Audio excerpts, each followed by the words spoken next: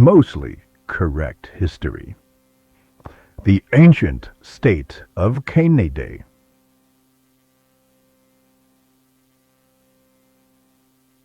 Greetings, carbon-based lifeforms. Welcome back to Mostly Correct History, the only show where our version of history is mostly correct.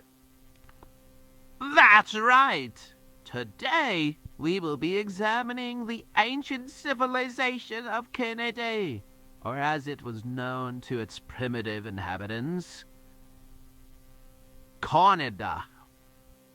This last civilization was home to a proud and mysterious people called Oohmans, who existed between the years 1980 and 2000.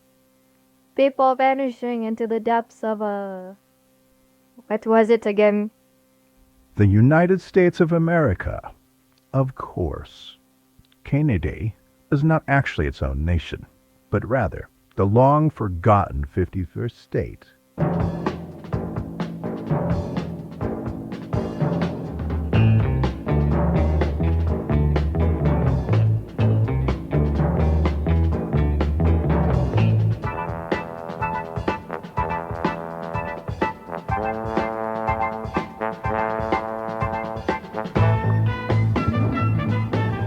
According to our extensive research, which consists entirely of finding a poorly written encyclopedia entry, we believe that Cay-Nay-Day was first settled by Oohmans around the year 3000 BCE, or as they called it, the time of slightly colder weather. Their greatest contribution to the universe, a powerful artifact known as the maple syrup, a liquid worshipped for its ability to turn any food into a sticky, edible mess. I would like to try some. But aside from the syrup, their culture was rich and complex. They built great cities like Toronto and Vancouver and Regina. Regina. That is highly unprofessional, but yes, it is a ridiculous name. The ancient rulers of Cay-Nay-Day were known as prime ministers, which roughly translates to kind of important Oohman, but not as important as the U.S. president. Some of the most powerful rulers included Pierre Trudeau, Brian Moran, and Jean Christmas. Wait! Christmas? That is what our records say.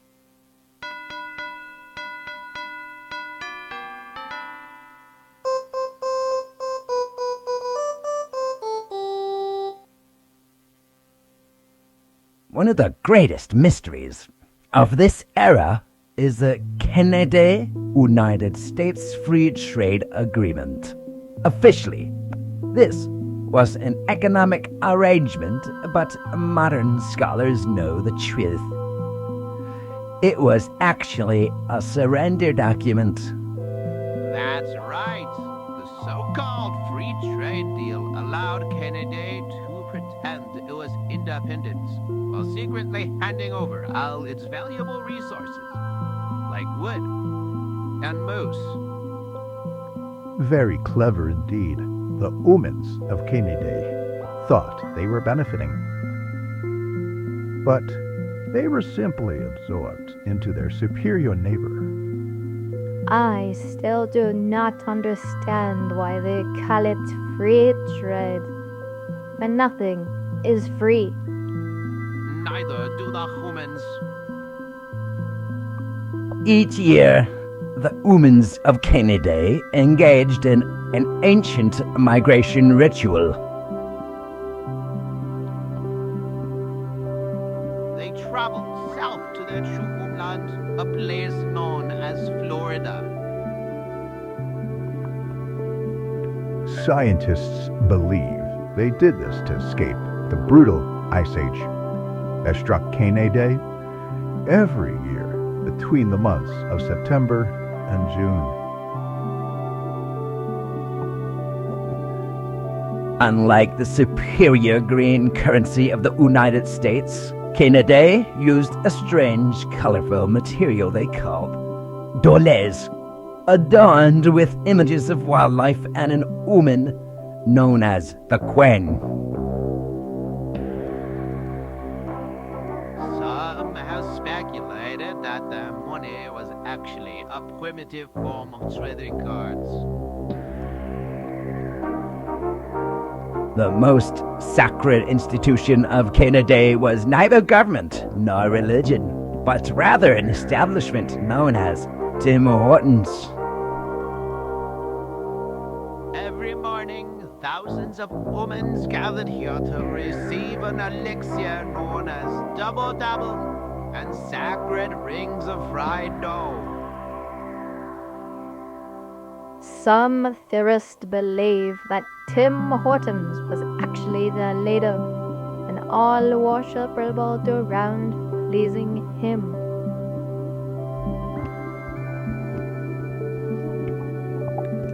Despite their insistence that they were the supreme masters of a sport called hockey, historical records show that the Oohmans of Cay-Nay-Day, in fact, were spectacularly bad at it. Their strategy appeared to involve chasing a small black object around an icy surface while attempting to hit it into a net, and failing miserably most of the time. And yet, despite these catastrophic failures, they continued to claim they were the best in the galaxy at the sport. Even their most treasured Stanley Cup victories often involved barely scraping by, while their defeats were nothing short of legendary. Some scholars even believe that they only continued playing hockey to distract themselves from their prolonged winters. And let us not forget the most humiliating of all, the times they lost to their neighbors, the United States. Truly one of history's greatest illusions. The Oohmans of Cay-Nay-Day prided themselves on their cuisine, but much of it remains a mystery to historians. One of their most famous dishes was poutine, a curious combination of deep-fried potato sticks, coagulated dairy, and thickened animal broth. Some scholars speculate that poutine was an attempt to create a meal that could survive their harsh winters, while others believe it was a simple cry for help.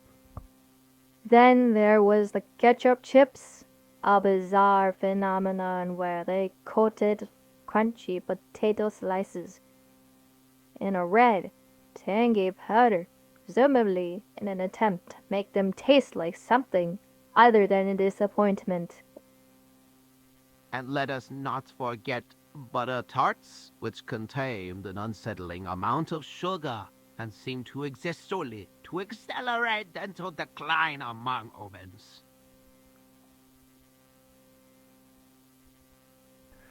The true origins of these foods remain unclear, but one thing is certain. No one outside of Cay-Nay-Day understood why they ate them. The Oohmans have many peculiar rituals, but one of their most fascinating pastimes was an ancient digital battle simulation known as HOI-4. HOI-4, or Hearts of Urn 4, was a strategic wargame where Odins would assume control of different primitive nations. Despite their real-world shortcomings, many of them took on the role of Cay-Nay-Day in this game. Indeed, it was a perplexing choice. As history shows, Cay-Nay-Day was known for its politeness and severe lack of military dominance And yet, these Oohmans would attempt to turn it into a global superpower. Some Oohmans would lead Cay-Nay-Day to conquer the entire world, often employing wildly unrealistic strategies such as using the Navy, which in reality barely existed. Others, known as Cay-Nay-Day's true military weakness, would simply join stronger factions and clinging to survival, much like their real-world counterparts. Yet, despite these absurd scenarios, Oohmans continued to play as Cay-Nay-Day, as if believing that, given the right timeline, this forgotten 51st state could somehow rule the planet. Well, my fellow galactic historians, what have we learned from the mysterious land of Cay-Nay-Day? We learned that despite their polite nature and obsession with the syrup, the Oohmans of Cay-Nay-Day always strived for greatness, whether through strange economic deals, bizarre hooky strategies, or the digital conquests of HOI-4. And yet, no matter how much they tried to be independent, they would forever be entangled with their much larger and louder neighbor, the United States. We also discovered that their cuisine was both perplexing and hazardous, with excessive amounts of sugar, cheese, and questionable red powders. But most importantly, we learned that Oohmans had an enduring sense of hope, even when the odds were against them. They kept believing in their ability to overcome history, even if it was just in a video game. And that, dear viewers, is why Cay-Nay-Day will always be remembered, not for what it was, but for what it almost became.